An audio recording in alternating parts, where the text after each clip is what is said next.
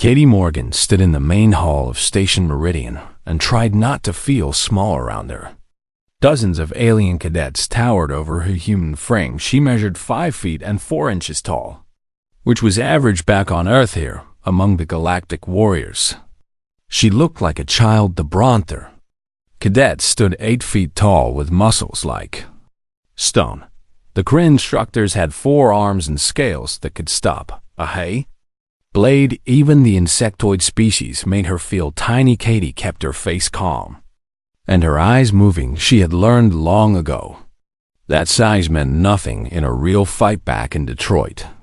The biggest guys always went down first when they underestimated her. Her father, Jack, had taught her that lesson when she was 5 years old.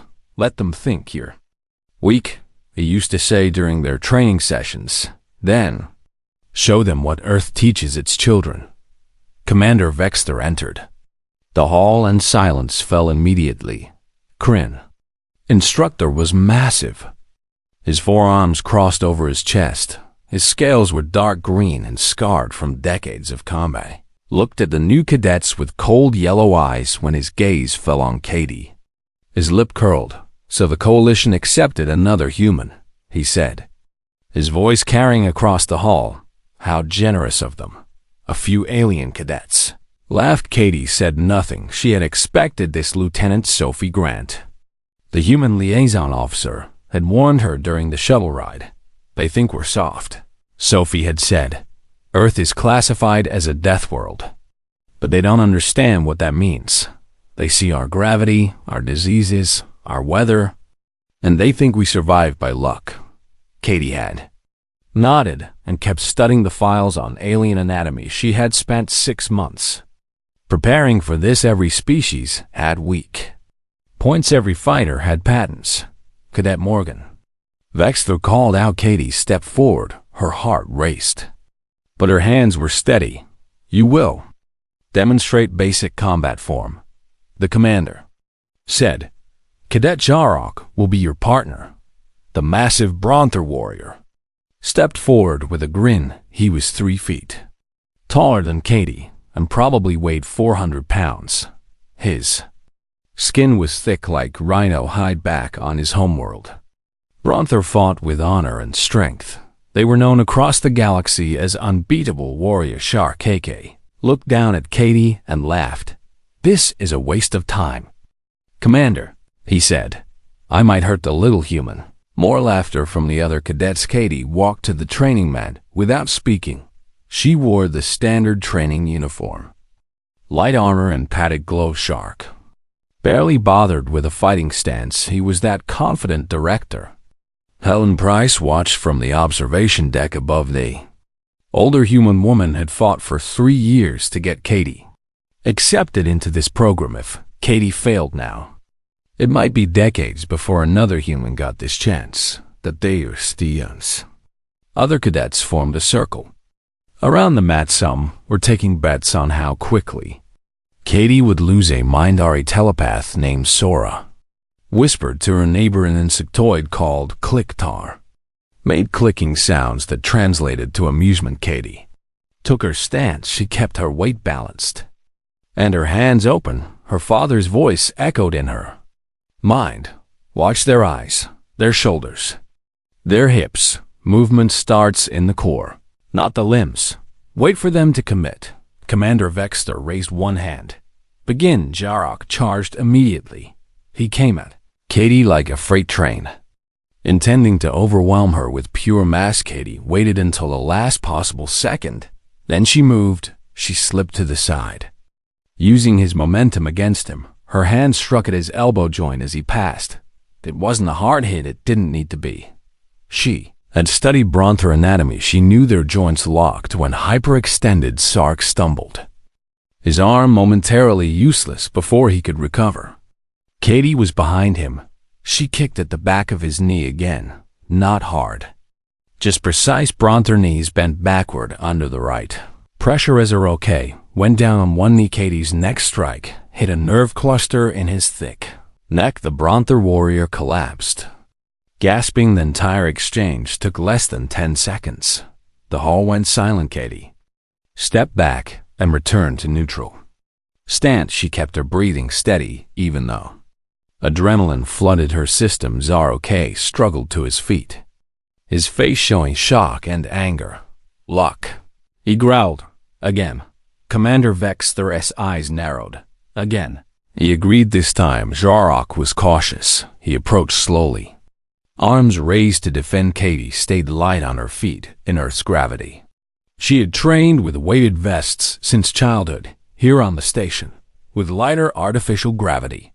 She felt like she could fly. threw a punch. Katie ducked under it and struck his ribs. Her fist found the gap between his armor plates. His breath left him in a rush. She followed with a palm strike to his jaw, then a knee to his stomach, then a sweep that took his legs out from under him. Zardok hit the mat hard.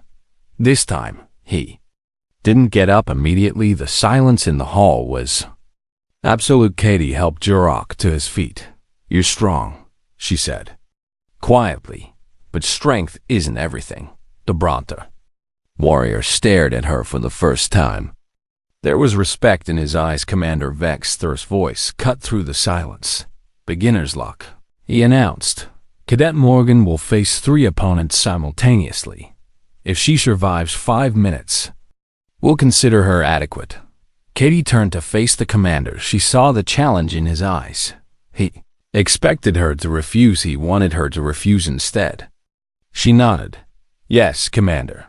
3 cadets stepped forward. Kryn, a Bronter smaller than Jarok, and a Velaryon with tentacles. They surrounded Katie on the mat. The crowd pressed closer up on the observation deck. Director Price leaned forward. Sophie Grant stood beside her, hands clenched. "She can do this," Sophie whispered. "She has to." Katie closed her eyes for just a moment. She thought of her father's training. She thought of the streets of Detroit where she learned to survive. She thought of every person who said humans were too weak for the stars. When she opened her eyes, they were cold and focused. Commander Vexthor raised his hand. "Begin." The 3 cadets attacked together. Katie smiled. Now the real demonstration could begin. The 3 cadets came at Katie from different angles. The Kryn moved with forearm precision. The Bronter relied on brute force. The Velaryon used its tentacles to control space. Katie became a blur of motion. She didn't try to fight all 3 at once. Instead, she used them against each other. When the Bronter charged, she ducked low. His momentum carried him into the Kryn while they tangled. Katie struck the Velaryon's nerve center. The tentacled alien dropped immediately. The crowd gasped. Katie rolled under a wild swing from the Kryn. She came up behind him and struck pressure points along his spine. Kryn had 4 arms, but their backs were vulnerable. The instructor had never mentioned that weakness. Katie had found it in her research. The Kryn staggered forward, temporarily paralyzed. That left the Bronter was more careful now. Having seen what happened to Jarakati didn't give him time to think. She attacked first, moving faster than he expected. Her strikes weren't meant to overpower him. They were surgical, targeting weak points behind the knee, under the arm, base of the skull. Each hit disrupted his balance and coordination. Within 2 minutes, all 3 opponents were on the mat. Katie stood in the center, breathing hard but still standing. The hall erupted in shocked whispers. Commander Vexthor's face was unreadable. "Adequate," he finally said. His voice held grudging respect. "Dismissed." As the cadets filed out, many stared at Katie with new eyes. Shar approached her carefully. "How did you learn to fight like that?" he asked. Katie considered her answer. "On Earth, we've been fighting each other for thousands of years," she said. "We learned to be efficient. Big and strong is good, but smart and fast wins."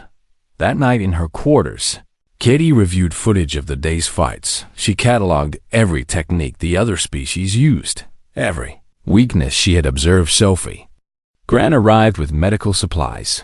"You took a few hits," Sophie said, examining Katie's bruises. "Nothing serious," Katie replied. "On Earth, this would be a light sparring session." Sophie shook her head. "The gravity here is 0.7 Earth standard," she said. You've been training your whole life under 40% more weight. These aliens have no idea what that means. Katie thought about her childhood growing up in Detroit. Training with her father, Jack Morgan, had been a Marine combat instructor. He never went easy on his daughter. Pain is temporary. He used to say, skill is permanent. Katie had learned to fight bigger, stronger opponents from age 5. She learned that technique beat raw power, that speed and precision were better than muscles now. Facing aliens who outweighed her by hundreds of pounds, those lessons paid off. A knock on the door interrupted her thoughts. Officer Greg Barnes entered. The station security chief was a stocky human with gray hair and sharp eyes. Impressive display today, he said. Commander Vexter is not happy. He expected you to fail. Katie nodded. She had known the commander wanted her gone. There's something else. Greg continued. We've been monitoring chatter about a group called the Void Scattered. They're terrorists who want humanity removed from the coalition. Your performance today might have attracted their attention. I can handle myself. Katie said. Greg smiled. I believe you, he said. But watch your back anyway. Not everyone fights fair. After he left, Katie lay on her bunk and stared at the ceiling. She thought about her father. Back on Earth, he had been so proud when she got accepted to the academy. Show them what Morgan women are made of. He had said. She intended to do exactly that. The next morning, training continued. Commander Vexter announced they would begin team exercises. Combat is rarely one-on-one, he said. You must learn to work with others. He assigned Katie to a squad with Jarok, Kliktar the insectoid, and Sora the Mindariad. Was clearly meant to be a difficult. Teams are okay. Was still adjusting his pride after their fight. Kliktar communicated through clicks and whistles that most species found annoying. Sora was telepathic, but rarely spoke aloud. Katie greeted them with a calm smile. We'll make this work, she said. Zoc grunted. You fight well for someone so small, he admitted. On my world, warriors prove themselves through strength. You have no strength, yet you win. I am confused. Katie gestured to a training dummy. Hit that as hard as you can. Sharok obliged. His massive fist left a dent in the reinforced material. Now watch, Katie said. She struck the same dummy in 3 specific places. Each hit was much lighter than Jarok, but the dummy's internal structure collapsed. It fell apart in pieces. Strength is good, Katie explained, but knowing where to apply force is better. Earth's gravity makes us strong in ways you can't see. It's in our bones, our muscles, our reflexes. Kliktar made interested clicking sounds through the translator. It said, human fighting style is efficient. Minimal energy for maximum result. This one would learn. Sora's voice entered Katie's mind telepathically. Your thoughts are very loud. The Mindari said, you think about your father often. He taught you more than fighting. Katie felt uncomfortable with the mental intrusion, but she nodded. He taught me to survive, she said aloud. He taught me that being underestimated is an advantage. People who think you're weak make mistakes. Their first team exercise was a simulated hostage rescue. Multiple teams competed for the fastest time and fewest casualties. Commander Vexter made it clear that Katie's team was expected to fail. They entered the simulation chamber. The scenario placed them in a hostile station environment. Enemy combatants held civilians in various locations. Each team had to navigate the station, neutralize threats, and extract hostages. Katie immediately took charge. Jarok, you're our heavy fighter, she said. You draw their attention. Kliktar, you're small and fast. You locate the hostages. Sora, you monitor emotions and warn us of ambushes. I'll handle tactics and neutralize high-value targets. Jarok looked uncertain. You are lowest ranked, he said. Why should I follow your commands? Katie met his eyes. Because I just proved I can beat you in 10 seconds, she said. Do you want to argue or do you want to win? The Bronter considered this. Then he nodded. We win. The simulation began. Other teams rushed in with overwhelming force. Katie's team moved carefully. She used click tars, speed to scout ahead. Sora's telepathy prevented ambushes. Arcs strength cleared obstacles and intimidated enemies. Katie coordinated everything, making split-second decisions when they encountered resistance. She didn't waste time. She struck fast and precise, dropping opponents before they could react. The simulation enemies were programmed to be tough, but they were also programmed to fight. Fair Katie didn't used environmental hazards. She set traps. She created distractions. Her team extracted all hostages with 0 casualties. Their time was the fastest of the day. Commander Vexter reviewed the footage in silence. When he finally spoke, his voice was tight. Unconventional tactics, he said, but effective. Katie stood at attention. On Earth, we call it whatever works. Commander, a few cadets laughed at Vexter. Did not that night. Alarms blared across Station Meridian. Katie woke instantly. Years of training kicking in. Something was very wrong. The station shuddered. Explosions echoed through the corridors over the intercom. Director Price's voice crackled with urgency. All personnel, this is not a drill. The void scattered has breached the station. Security teams report to your stations. All cadets shelter in place. Katie grabbed her gear. She had no intention of sheltering anywhere. It was time to show the galaxy what a human could really do. Katie ran through the corridors as another explosion shook the station around her. Other cadets were panicking. Some tried to reach their quarters. Others stood frozen in confusion. The training they received hadn't prepared them for real combat. Katie's training had been real combat since childhood. She found Sophie Grant in a side corridor. Liaison officer was bleeding from a head wound. Behind her huddled a dozen civilians.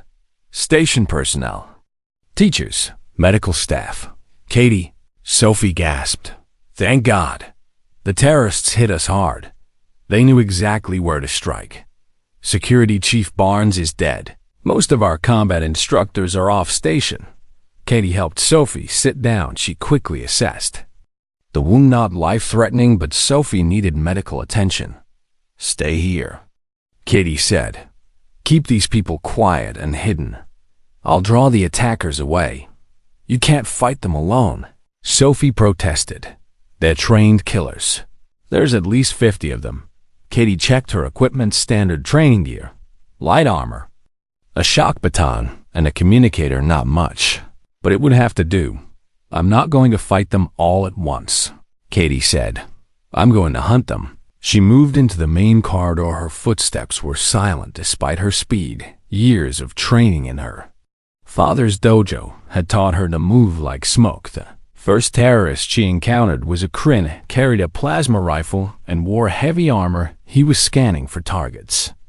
Confident in his superior firepower, Katie approached from behind. She used the maintenance tunnels she had memorized during her first week. The terrorist never heard her coming. Katie's shock baton hit the gap between his helmet and chestplate. He went down without a sound.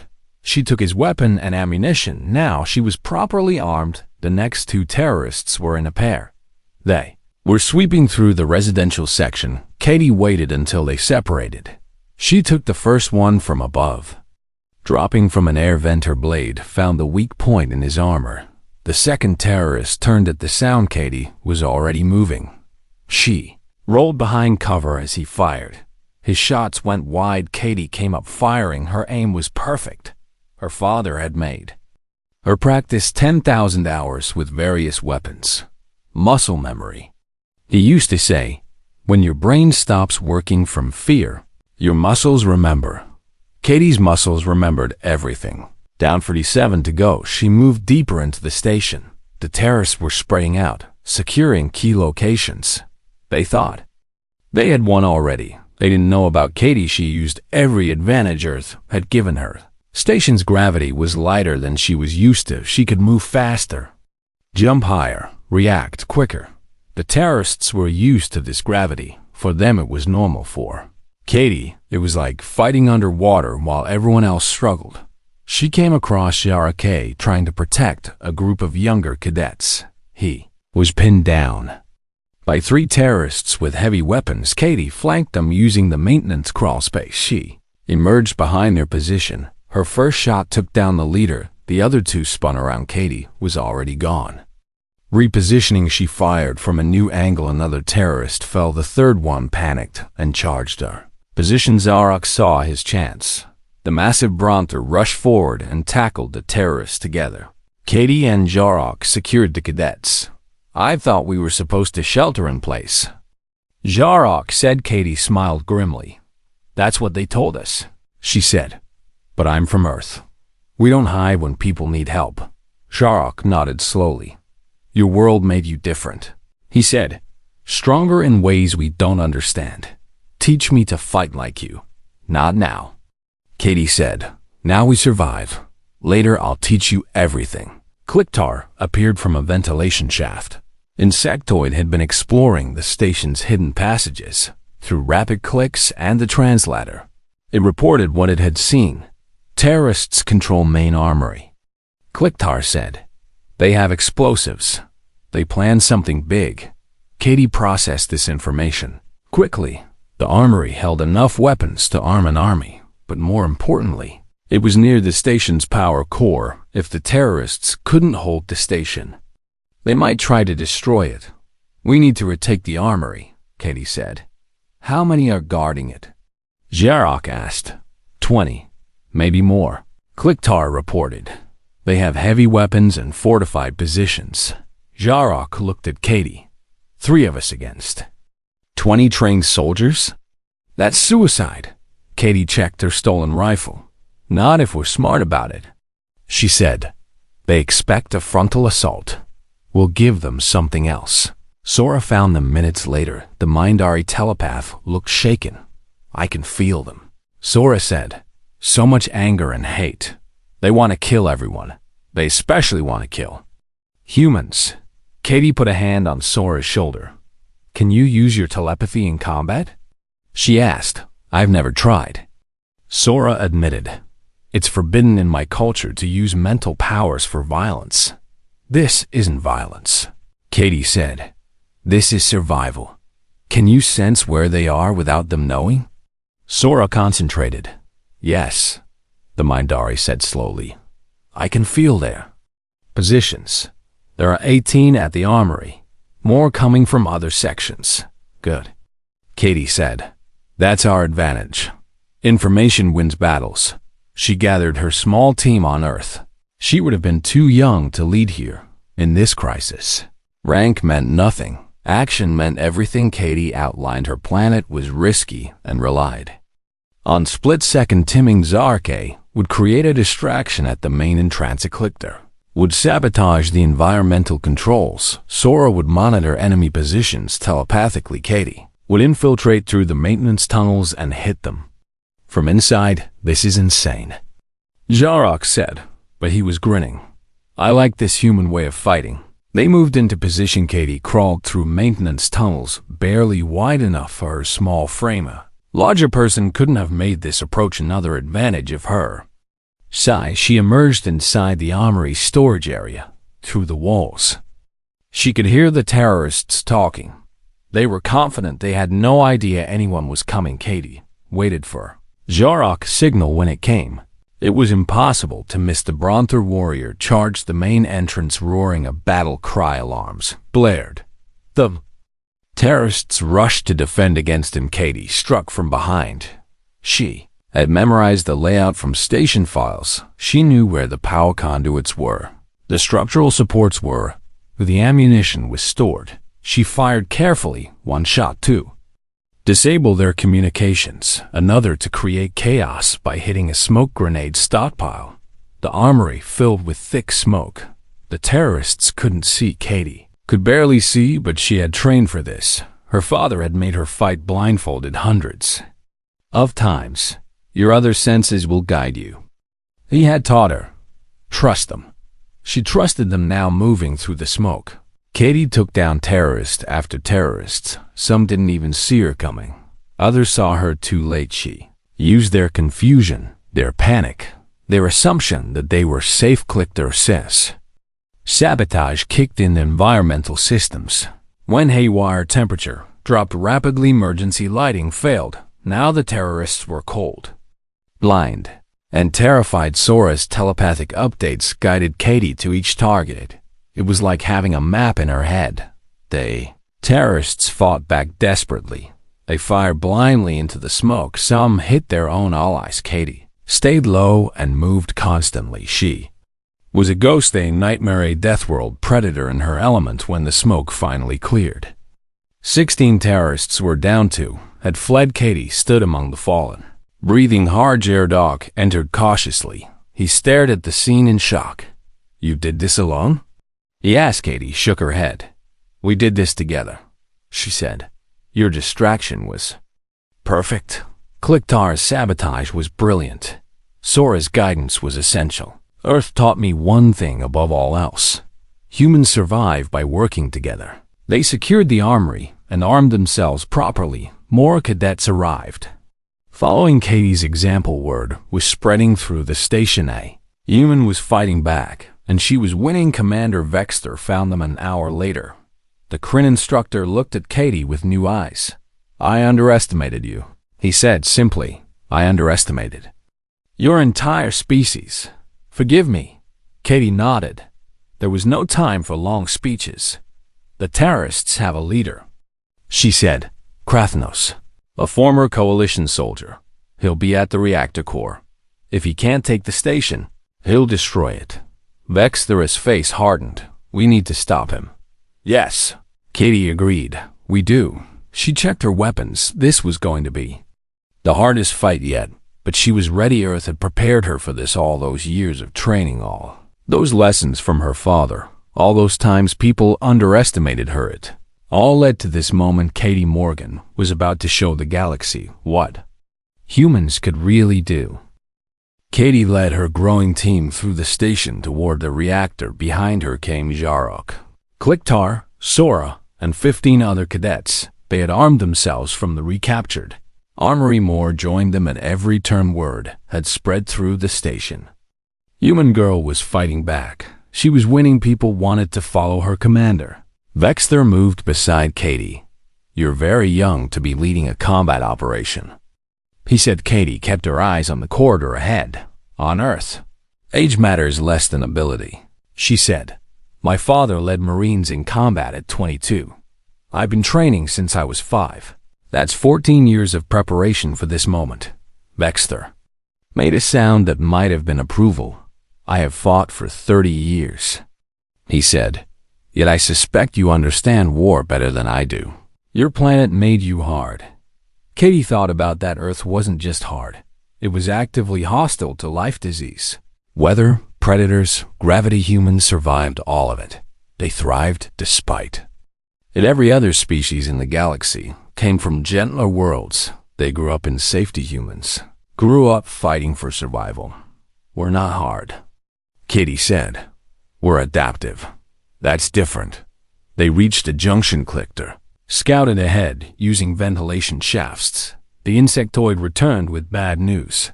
20 terrorists between us and reactor, Clicktar reported. "Heavy weapons, defensive positions."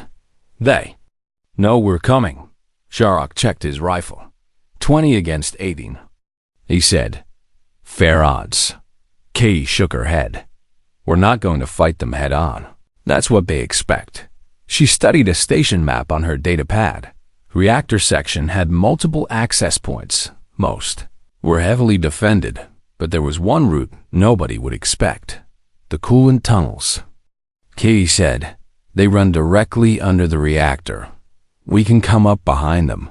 Vexter looked at the map. "Those tunnels are flooded with toxic coolant," he said. "Any species would die from exposure in minutes." "Exactly," Katie said. "They won't expect us to use them, but you'll die too." Sora protested telepathically. Katie pulled out environmental suits from a storage locker. "These will protect us for 30 minutes, she said. "We only need 15. Who's coming with me?" Jarok stepped forward immediately. "I will follow you," he said. "You fight like no one I have ever seen." You think like no warrior I have ever known. Where you go, I go. Clicktar's translator crackled. This one finds human tactics fascinating. It said, this one will accompany. Sora hesitated, then nodded. Your mind is very determined. The Mindari said, almost frighteningly so. I will come. Katie suited up quickly. She explained the plan to the other's half. Would create a diversion at the main entrance. The other half would secure their escape route. Katie's team would strike from below. It was risky if the suits failed. They would die if they took too long. They would die if the terrorists detected them. They would die. But doing nothing meant everyone on the station would die. Katie had learned to accept calculated risks. Her father's voice echoed in her mind. Fear is natural. He used to say, courage is acting despite the fear. The mission comes first. Your feelings come second. They entered the coolant tunnels. The toxic liquid glowed faintly in the darkness. Katie led the way, moving quickly through the cramped space. The suit's timer counted down 28 minutes remaining. They had to move fast behind her. Jarake struggled with the tight space. His massive frame wasn't built for crawling, but he kept pace. Driven by determination, Clacked moved easily. The insectoid's body, perfect for tight spaces. Sora used telekinesis to assist movement through the liquid. They reached the reactor sublevel with 15 minutes left on their suits. Katie found the access hatch she had seen on the map. It led directly into the reactor control room. She placed a small explosive charge on the lock. When this goes off, we have 30 seconds before they react. Katie whispered, 30 seconds to neutralize as many as possible. No hesitation, no mercy. We're not here to fight fair. We're here to save lives. Zarek gripped his weapon. On my world, we have codes of honor. He said, we fight with dignity. What you're describing is assassination. Katie looked at him. Your honor codes are beautiful, she said, but they're a luxury Earth never had. We fight to survive. We use every advantage. That's how humans conquered. A Deathworld. She triggered the explosive. The hatch blew open. Katie went through first. The control room was filled with terrorists. They were focused on the main entrance where the diversion was happening. None expected an attack from below. Katie's first shots dropped 2 terrorists. Instantly Zarek emerged behind her. Roaring, his massive form crashed into 3 more. Clickers scuttled up the walls. Attacking from above, Sora used telepathy to create confusion and fear. The terrorists panicked. They had superior numbers. They had better positions, but they had never faced an enemy that attacked from below, that struck without warning, that ignored every rule of honorable combat. Katie moved through them like wind. Every shot counted. Every movement had purpose. She used their confusion. She used their fear. She used the fact that they expected a fair fight, and she gave them a human fight instead. Within 90 seconds, half the terrorists were down. The rest tried to regroup, but Katie was already repositioning. She knew how they would react. Her father had taught her to think like the enemy, predict their moves. He had said, be where they don't expect. Strike where they're vulnerable. She predicted perfectly when the terrorists turned to face her last position. She was already flanking them. Her shots came from a new angle. More fell. Zarek fought with newfound efficiency. He stopped trying to overpower opponents. Instead, he used Katie's tactics, quick strikes to weak points, using enemy positions against them. Fighting smart instead of strong. I understand now. He shouted over the combat. Humans don't fight to prove strength. They fight to win. There is honor in victory. The last terrorist in the control room fell. Katie quickly assessed casualties. 2 of her team were wounded, but alive. All the terrorists were down. She moved to the reactor controls. A countdown was displayed on the main screen. 15 minutes until reactor Brech Krathanas had already initiated the destruction sequence. Even with the control room secured, the reactor would still explode. Katie's hands flew over the controls. She had studied station systems during her journey here. Her memory was excellent. Another advantage her father had trained: memorize everything. He used to say, information is a weapon. She found the override codes, but they required command authorization only. Director Price or Commander Vex, they could stop the sequence. Katie activated her communicator. Director Price. This is Cadet Morgan, she said. We've secured reactor control. I need your authorization code now. Static answered her. Then a new voice came through, cold and angry. The human child. Krathenos said, you've caused me considerable trouble, but it doesn't matter. The reactor will breach in 14 minutes. This entire station will be destroyed. You cannot stop it. Katie's mind raced. She looked at the control panel, at the countdown, at the complex systems. There had to be a way. There was always a way. Click, Tar. She said, can you access the maintenance network from here? The insectoid scuttled to a secondary terminal. Affirmative. It clicked. What does human need? I need you to reroute coolant flow to containment system 7. Katie said, that will buy us 5 extra minutes. Jarok. Find Director Price. Get me those codes. Sora. Locate Krathenos telepathically. I'm going to stop him personally. Vexter's voice crackled over the communicator. Cadet Morgan, you cannot face Krathenos alone, he said. He's a decorated soldier. He has 30 years of combat experience. Katie checked her weapon. I'm from Earth, she said. We've been fighting each other since before we had weapons. 30 years is nothing compared to millions of years of evolution. She moved toward the reactor core. Krathenos would be there, protecting his plan, ensuring the station's destruction. Katie had stopped 31 terrorists. For own more wouldn't make a difference, except this one was different. This one was a trained killer, a military veteran, a fanatic willing to die for his cause. Katie had faced bigger opponents, stronger opponents, more skilled opponents, but never one this dangerous. She reached the reactor chamber. Krathenos waited there. He was a Kryn. Like Vextor for arms, heavy armor, decades of experience. He looked at Katie and laughed. They sent a child to stop me? He said. The coalition truly is desperate. Katie raised her weapon. I'm not here representing the coalition, she said. I'm here representing Earth. And on Earth, we don't surrender. We don't give up. We survive. Krathenos drew his weapons. Then die. Little human, he said. Die knowing you failed. Katie smiled. It was not a friendly smile. I haven't failed yet, she said. The final battle was about to begin. Krathenos attacked with forearm precision. His movements were perfect. Textbook military combat. He had trained for decades in coalition tactics. Katie had trained for survival on Earth's streets. The difference became apparent immediately. Krathenos expected her to follow standard combat protocols. Katie ignored every protocol she had ever been taught. She rolled under his first attack, came up firing at his knees. He blocked with armored plates.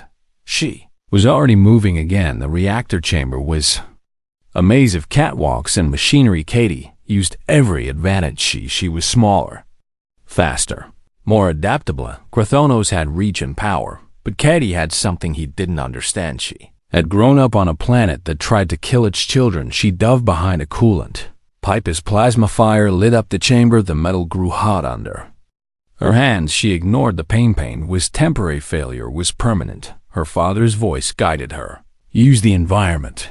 Everything is a weapon. Think 3 moves ahead. Katie grabbed a maintenance tool from a nearby panel. She threw it at Krathenos. Not to hit him, but to distract him as he tracked the projectile. Katie was already repositioning. She fired from a new angle. Her shot hit the coupling on his armor. The plate cracked now. She had a target. Krathenos roared in fury. He wasn't used to opponents who fought dirty, who used tricks and deception, who ignored every rule of honorable combat. Stand and fight, he demanded. Katie laughed. It was a harsh sound in the chamber. That's exactly what you want, she called back. So I won't do it. She triggered an emergency coolant release. Toxic liquid flooded part of the chamber. Krathenos Had to retreat to higher ground. Katie used his movement to close distance. She was inside his reach snout. Who close for his? Rifles, he dropped them and drew blades. 4 arms meant 4 weapons. Katie had 2 hands and 1 shock baton. Odds looked impossible, but Katie had fought impossible odds before. She struck at his damaged armor. Plate Krathenos blocked with 1 blade. She feinted with the baton. He blocked with another. Katie's real attack came from her feet. She kicked the support beam beside them. The ancient metal groaned. Krathenos stumbled as the catwalk shifted. Katie pressed her advantage. She was faster and the lighter. Gravity, she struck pressure points between his armor plates. Each hit was precise. Each hit weakened him, but he was experienced. He adapted to her tactics. His bear's 3rd blade caught her shoulder. Katie felt the cut, but didn't slow down on Earth. Her father had trained her to fight through pain. Injury is information. He used to say, don't ignore it, but don't let it stop you. Katie used Krathenos' confidence against him. She let him think she was weakening. Let him push forward when he committed to a killing blow. She wasn't there. She had rolled under the catwalk. Now she was beneath him. She fired up through the metal grating. Her shots hit his unarmored joints. Krathenos crashed to his knees, but he wasn't done. He triggered something on his armor, a dead man's switch. If I die, the reactor explodes immediately, he said. You cannot win. Human. Katie looked at the countdown. 8 minutes remaining. At the control room, she could hear Clicktar working frantically as Ark's voice came through the communicator. I have Director Price, he said, but she's badly wounded. She cannot speak the codes. Katie's mind worked faster than it ever had. She looked at Krathenos. The reactor at the dead man's switch. There had to be a way on Earth. Humans faced impossible situations every day. They adapted. They survived. Katie holstered her weapon. You're right, she said. I can't win by killing you. Krathenos looked surprised. You surrender? No, Katie said. I'm going to do something no one taught me. Something only humans would think of. She ran toward the reactor core itself. Krathenos shouted in confusion. The core was unstable. Approaching it meant certain death from radiation, but Katie's suit still had some protection, and she only needed seconds. She reached the manual override. It was designed for emergencies, to be used only if all electronic systems failed. Katie grabbed the lever. It was designed for 4-armed Kryn engineers. She braced her feet and pulled with everything she had. Earth's gravity had made her stronger than anyone expected. The lever moved. Coolant flooded the core. The countdown stopped at 6 minutes, but Katie was exposed to lethal radiation. Her suit alarms screamed warnings. Krathenos stared in disbelief. You've killed yourself to save them, he said. That's insane. Katie walked back toward him. Her body was already feeling the effects. That's human, she corrected. We protect others, even at cost to ourselves. Your people fear death. My people face it every day. We were born on a planet that tried to kill us, and we're still here. Sora's telepathic voice filled her mind. Katie, I can feel your pain, the Mindari said. You're dying. I know. Katie thought back. Get medical teams here and tell them to hurry. She faced Krathenos. Still held the dead man's switch, but his will was broken. How? He asked. How can you sacrifice yourself? You're just one person. Katie smiled through her pain. That's where you're wrong, she said. I'm never just one person. I carry every human who came before me, every lesson my father taught me, every friend who believes in me. Earth doesn't make individuals. It makes survivors who protect their pack. She moved closer. Krathenos raised his blade, but his hand was shaking. Killing me won't change anything, Katie said. You've already lost. Your cause died when you chose destruction over dialogue. The Coalition will remember this day. They'll remember that a human stopped you, that a girl you mocked saved everyone. Her communicator crackled. Director Price's voice. Weak but clear. Authorization code. Omega 7 Alpha 3. Clicktar's translator echoed through the chamber. Reactor stabilized. Station is safe. Human did it. Krathenos looked at his switch. It was meaningless now. He dropped it and his weapons. I underestimated you, he said quietly. I underestimated all of you. Perhaps that was my real mistake. Security forces arrived. They took Krathenos into custody. Medical teams rushed to Katie. She was fading. The radiation exposure was critical as they carried her to medical bay. She saw other cadets watching. Zarok stood at attention, clicked her, made respectful clicking sounds. Sora's telepathic presence wrapped around her like a warm blanket. Commander Vexter approached her stretcher. The old warrior looked at her with something like awe. You saved us all, he said, at great cost to yourself. Katie's vision was blurring. Just doing what humans do, she whispered. Surviving. She closed her eyes. The next 3 weeks were a blur of pain and recovery. Human resilience shocked the alien doctors. They gave her 50-50 odds. She survived with 70-30 in her favor. Body fought the radiation like Earth had taught it to fight everything with stubborn determination. When Katie finally woke, Sophie was sitting beside her bed. Welcome back, Sophie said. Her eyes were red from crying. How long? Katie asked. 22 days, Sophie replied. You've been in and out. The whole galaxy has been watching. Katie tried to sit up. Sophie helped her. The void scattered is broken, Sophie said. 43 terrorists neutralized. 31 by you personally. The Coalition wants to give you a medal. Multiple species want to study human combat techniques. Earth is being invited to train Coalition forces. Katie absorbed this information. What about my team? She asked. Zarok, Kliktar, Sora. They're heroes too, Sophie said. They've been waiting to see you. The door opened. Her team filed in. Zarok's face broke into a huge grin. The Deathworld girl lives, he said. I should have known. Humans are too stubborn to die. Kliktar made happy clicking sounds. This one learned much from human. It said, this one will teach others. Human way is effective way. Sora's telepathic voice was gentle. Your mind is quieter now. The Mindari said, more at peace. You proved what you needed to prove. Commander Vexter entered last. He stood at attention and saluted. Katie had never seen him salute a cadet before. Cadet Morgan, he said formally. The Coalition Military Council requests your presence. They wish to offer you the rank of lieutenant and the position of combat instructor. You would train the next generation of Coalition warriors. Katie thought about this, about Earth, about her father, about everything she had learned. I accept, she said, on one condition. Name it, Vexter said. Bring more humans into the program. Katie said, we have a lot to teach, and you have a lot to learn.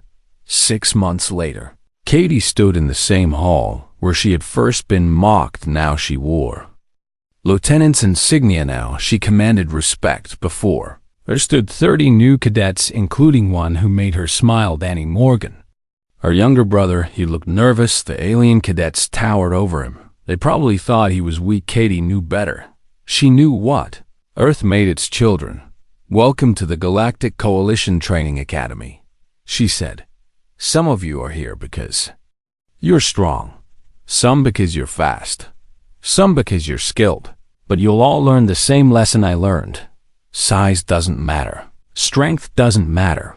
What matters is here. She tapped her head. And here, she touched her heart.